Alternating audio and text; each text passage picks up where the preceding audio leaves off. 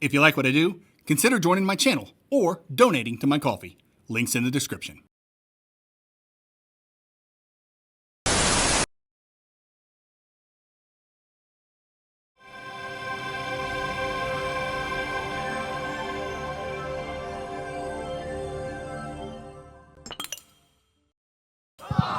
Wood.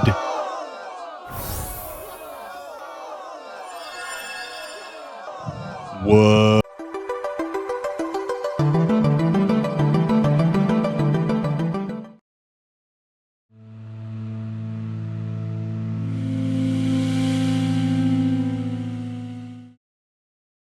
I don't really have an intro for Fatal Claw. I looked at it, saw its beautiful hand-drawn art, and I was in.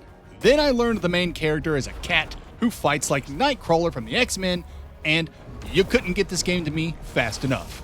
You are Keisha, a black cat who awakens in a lab in an underground world ravaged by a plague and sealed away from the surface. Stuck in an ancient kingdom revived by modern technology, it's up to Keisha to figure out who he is, what he's doing here, how he got here, and what the heck is even going on.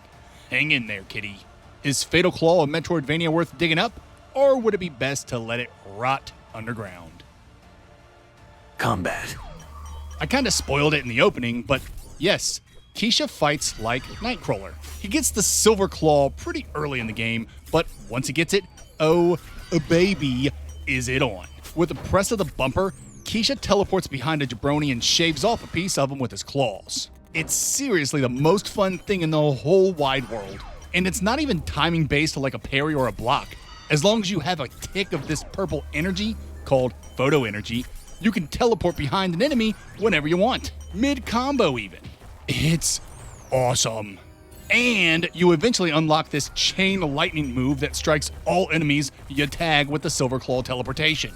And the more you tag, the higher the damage. I cannot stress how much fun this whole setup is. You can run out of photo energy, but getting it back is as simple as successfully hitting enemies with your regular attack. Keisha's basic claw attacks feel pretty great as well. He starts with a 3-hit combo he can do on the ground and in the air, and you can increase that to 5 hits as you level up your Silver Claw. More on that in the progression section.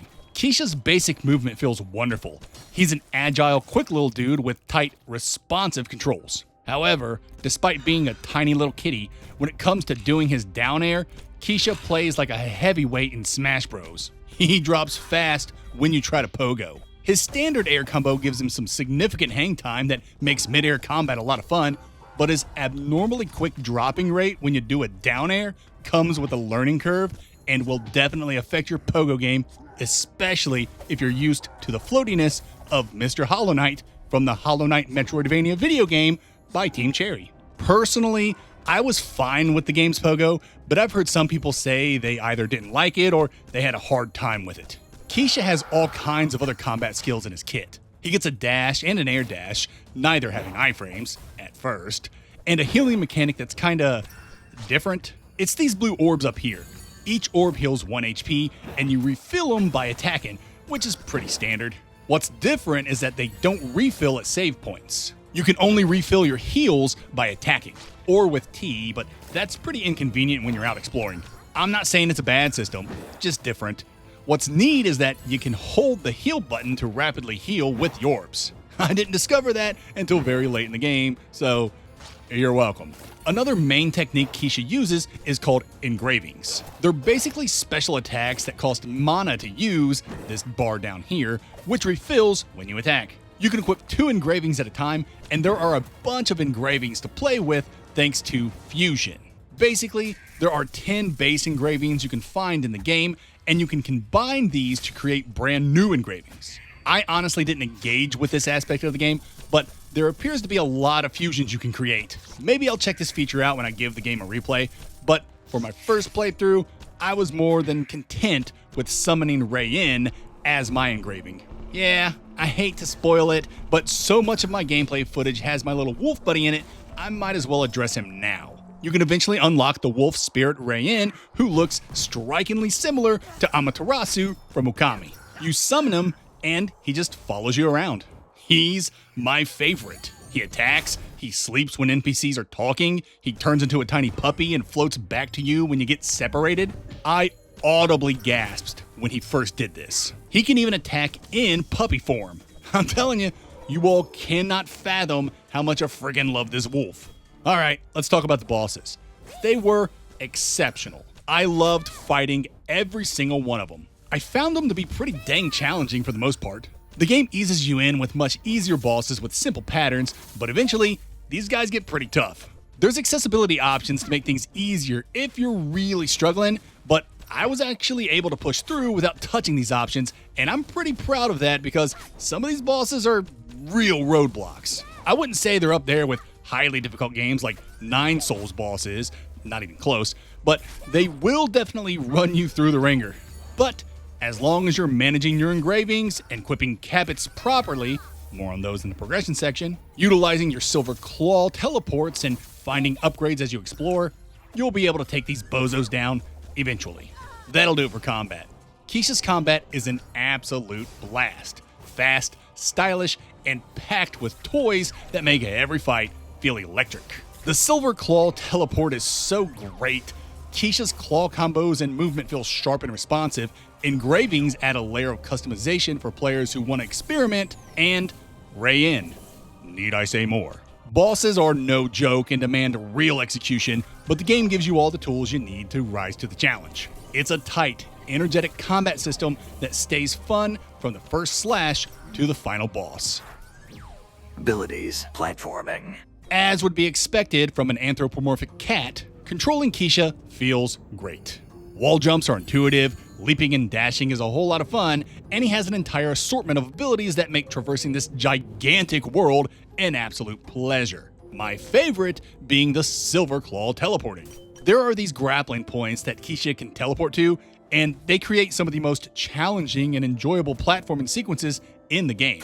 Instantaneously zipping across the sky and through walls never gets old, and the best part is that, unlike using the silver claw to attack, teleporting to grappling points costs 0 photo energy. You can go wild during these sections without thinking about resource management. Removing resource management during platforming is a deliberate choice. Some games, like Mio Memories in Orbit, build their entire platforming identity around resource-restricted movement. And it works beautifully for that game's slower, more puzzle-like platforming style. But Fatal Claw's doing something different. Its platforming is meant to be fast, energetic, and momentum-driven. So removing resource constraints lets the game lean fully into that pace.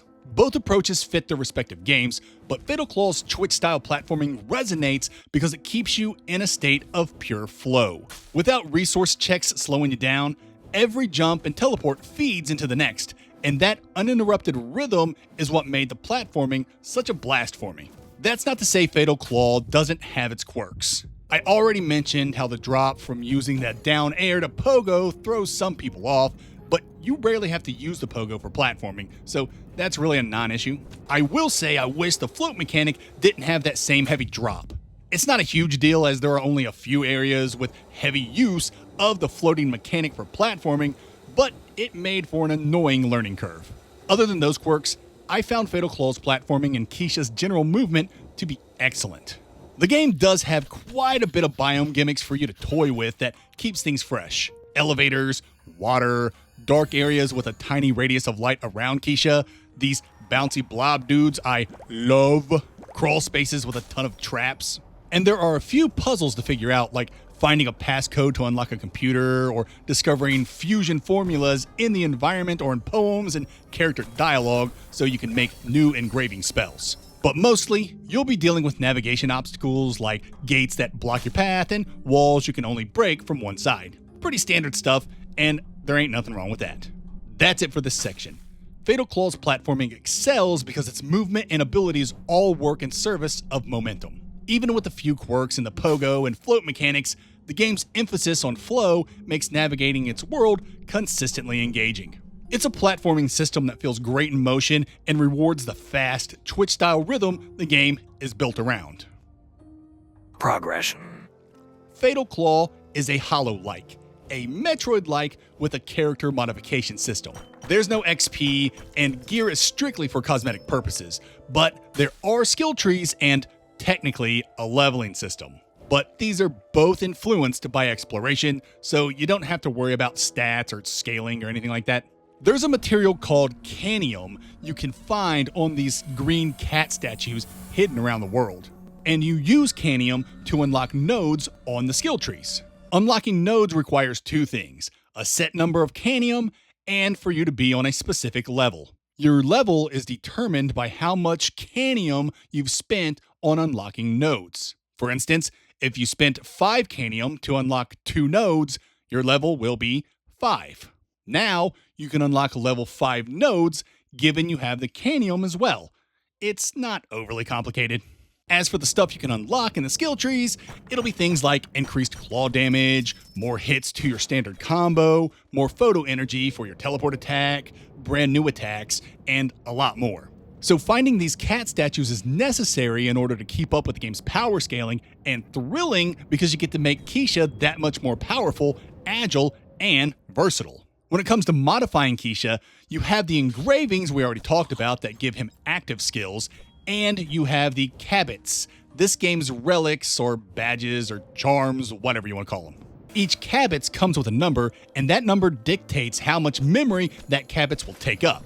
Keisha only has so much memory he can use to slot in cabets, but he can find memory cards to increase his memory so he can equip more cabets. And cabets do all kinds of things, like allowing you to heal while clinging to a wall, a very useful skill, giving you an extra heal charge, making it so regular attacks recharge your mana and heal charges more quickly. There's lots of variety in these little trinkets, allowing you to create builds that cater to your playstyle. Keisha's world also has a healthy economy. Enemies and caches are full of these green crystals, and you use these crystals for everything. Buying tea, tailoring your suits, buying things at the game's mini shops, synthesizing new fusion formulas. I was always strapped for cash, but it wasn't that big of a deal because save points are free in this game, unlike in some other buggy Metroidvanias. Side quests are abundant, and you have a log to help you keep track of them all.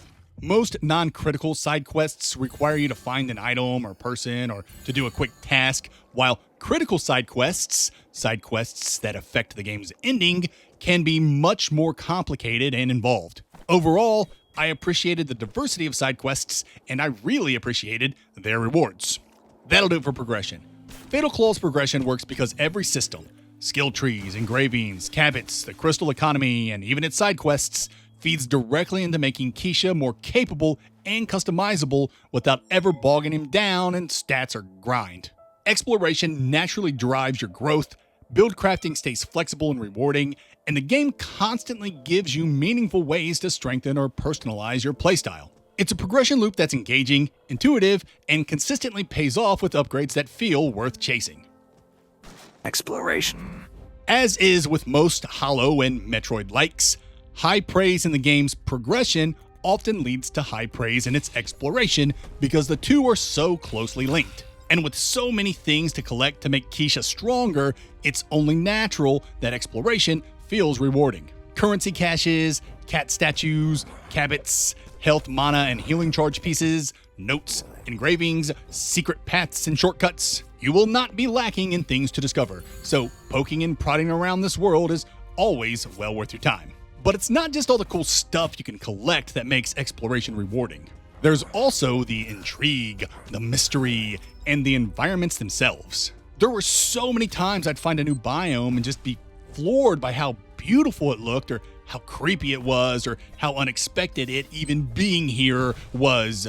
I'm doing my best not to show off too many of the game's later biomes to preserve that sense of wonder for you. So keep in mind that whatever I'm showing you in this video is only the tip of the iceberg.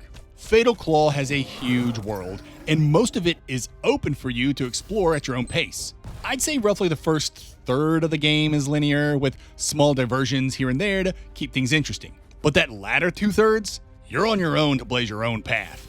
But not in an aimless sort of way. NPCs are very helpful in offering guidance, and at one point you get some objective markers to help you out. But even without all that, I rarely got stuck, which is impressive for a Metroidvania of this size. You'd think at some point there'd be a bottleneck or some part where you had to squint real hard at the map to find that one opening you missed, but nope. As long as you keep moving forward, you'll most likely always figure out where to go. There are, of course, exceptions, and these parts where I was scratching my head were a bit frustrating, but I'll save these exceptions for the light spoilers section. Let's talk about the in-game map. It's pretty fantastic. It's not the most detailed, but it has some detail to help with orientation. Room shapes are accurately depicted, and biomes are color-coded. You can even zoom out and select biomes directly. The map fills in as you explore, and you can find or buy biome maps to see the whole picture. This is my favorite map opening setup. You get the thrill of exploring an uncharted area while the game automatically charts for you, and you have the option to see everything once you get so deep in the biome. That is, if you can find the map. You can't initially mark up the map, you have to buy pins first, and I hate that. I didn't buy the pins during my playthrough and didn't have any trouble because the game automatically labels points of interest for you, like save points, cat statues, chests, and other important collectibles. So I guess I can't be all that upset. There's also this drone mechanic where you can dispatch a drone at your current location and then view what the drone sees, but I didn't really mess with this either. And I was still able to get the game's endings, so it's probably for optional formulas for engraved fusions or something. Fast travel is interesting. It starts out as a waypoint system between biome gates, but you can use an item at these gates that unlocks fast travel between all save points in that specific biome, and you can travel by selecting a save point on your map. So fast travel is perfect, but with extra steps. Though, if you haven't unlocked save point fast travel in the biome you're currently in, you cannot fast travel to any save points. It's a weird quirk, but manageable. That's it for exploration. Fatal Claw's exploration succeeds because its world is both generous and inviting. There's always something worth finding, whether it's a power-boosting collectible, a striking new biome, or a clever shortcut that nudges you forward. The game's open structure, excellent map, and fast travel make navigating this massive world feel smooth and intuitive. And even the occasional sticking points never outweigh how consistently rewarding it is to wander, discover, and chart your own path through Keisha's adventure. Atmosphere. Narrative. This is it. Fatal Claw's atmosphere is the pillar that makes the game truly special. Every hand-drawn asset, from Keisha to enemies to destructible objects, is immaculate, bright, colorful, polished, and bursting with detail. The environments are gorgeous, or grotesque when they need to be, layered with background depth that makes the world feel like it stretches endlessly. And that Gaussian blur? Perfect. Aside from a few distracting foreground elements in the early biomes, the presentation is near flawless. There's no other way to put this. Fatal Claw is one of the most beautiful Metroidvanias I've ever played. And the environments are wonderfully varied and unique. You start in a lab, escape into a forest cave system, and emerge into a vibrant village full of quirky characters. Familiar enough for a Metroidvania. Then the game starts throwing curveballs, a high-tech mine, a towering structure with an ominous sealed door, a village reduced to ash, an abandoned, gilded castle that still looks as pristine as the day it was first built. And that's only the early stretch. Every biome feels creative and surprising, all set within an underground world where ancient godly beings and modern-day commoners coexist under the shadow of a plague no one can cure. The soundtrack deserves equal praise. Each biome has its own musical identity, sometimes eerie, sometimes serene, and the score elevates every moment of exploration. Tracks pull you deeper into the world's atmosphere, and that immersion makes the game's central mysteries hit even harder. And those mysteries come fast. Keisha's identity, the ancestors, the plague, origin, the blue stones, the centuries-old ancients living among commoners, the fate of their king. And that's only scratching the surface. The deeper you go, the more the intrigue builds. It's so easy to get immersed in this world and so hard to put the controller down once you start getting closer to answers. No spoilers, but when I finally returned to the Origin laboratory, I was glued to the screen as I searched for answers. Environmental storytelling, character dialogue, notes, computer logs, the stones of record. The game uses every tool it has to deliver its narrative, and the pacing is excellent throughout. And the best part? The game answers every question. There's little theory crafting needed. No ambiguous lore entries left lingering, no vague details left unclarified, no loose threads left frayed. Fatal Claw tells its story fully and confidently, delivering both the mystery of its fallen kingdoms and the present-day plot unfolding around them in a way that feels complete and genuinely satisfying. Now, the true ending does leave on a cliffhanger, and the hidden ending creates issues, but in a good way. And with that, it's time to talk spoilers. I'm going to do it a little differently this time by adding 2 spoiler sections, light spoilers and major spoilers. If you're someone who wants to get the best ending, take a look at the light spoilers. It'll save you some time and an ulcer. For major spoilers, I'll talk about post-game content. If you're not interested in any spoilers, go to this timestamp to fast travel to my final thoughts. Light spoilers. I'll keep it brief and kind of vague. In your first playthrough, you cannot cure anyone, and you cannot get to Sauron's archives. You have to roll the credits first before you can do these things, and getting to the archives requires a bit more than just rolling the credits. So make sure you do all you can before beating the game. I nearly went insane trying to figure this out. I eventually gave up and just finished the game. That's when I found out I could reach the archives and do something to cure the infected. Also, after the credits, if you did everything properly, follow a certain character to the archives before going to the other place the game tells you to go to. I went to the other place first and lost my opportunity to go to the archives. I had to redo a whole bunch of stuff to be able to get access to the archives again. It was super lame. Major spoilers. Welcome to the major spoiler section, where everything's brought up and the format don't matter. Firstly, I want to give a shout out to how bonkers this post-game is. It reveals Keisha is a time traveler who's rewound this timeline 35 freaking times to try and save everyone. And the hidden ending reveals that Keisha is Examu and thus introduces a time paradox. I freaking eat this stuff up. And that cliffhanger ending with the Doberman Pinscher or Jackal or whatever sipping wine in his office on the surface world, you better believe I'm ready for a sequel. Let's talk about the epilogue and the Stone of Narrative. So, when you beat the game, you can continue playing and discover that you can go back in time. This is kind of cool, but it also comes out of nowhere. Up to this point, time travel was not a thing, but it is now apparently, and it's kind of cool because now you can go back and save everyone. It's tedious because you have to restart the timeline at least twice to save all 3 infected. I mean, you don't have to replay the entire game, but you do have to pop open those seals and fight the king every time in order to reset the timeline. And it's not really worth it unless you're trying to light up all the nodes on the Stone of Narrative. Damagen has an excellent video and document that goes over the Stone of Narrative, so if you want to go deep into this thing, I'll leave a link to his video. But I'll give you the quick and dirty. The nodes represent different sections of the game's ending.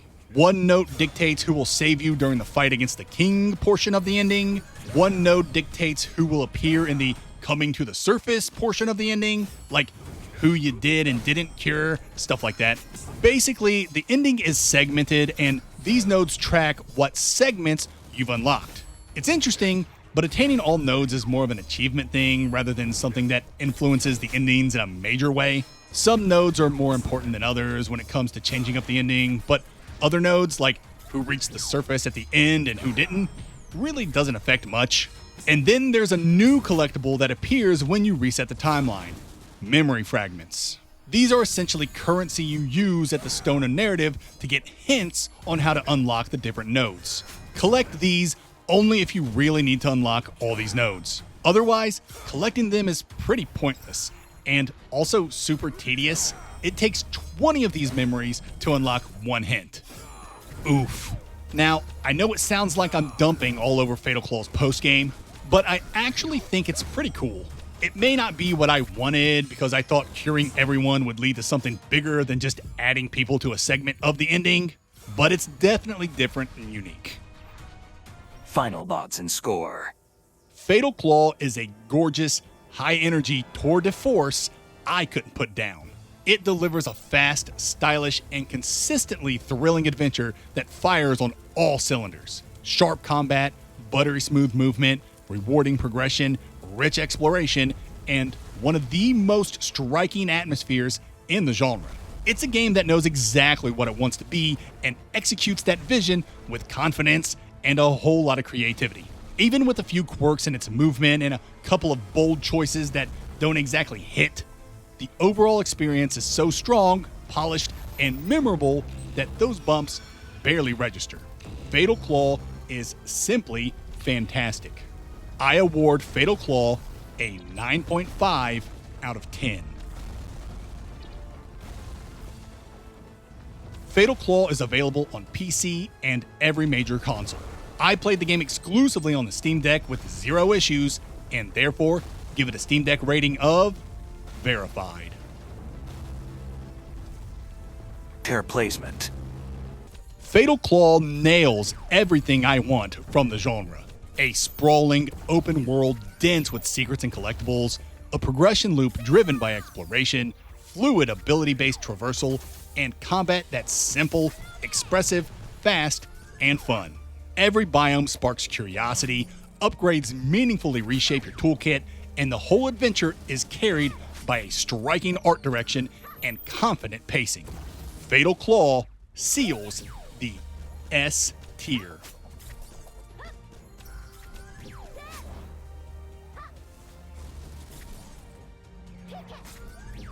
I had an absolute blast with Fatal Claw, and I'm confident any Metroidvania fan, whether a hardcore Metroidvaniaire or a casual Metroidvania enjoyer, will fall in love with this gorgeous adventure. And that's Claw I have to say about that.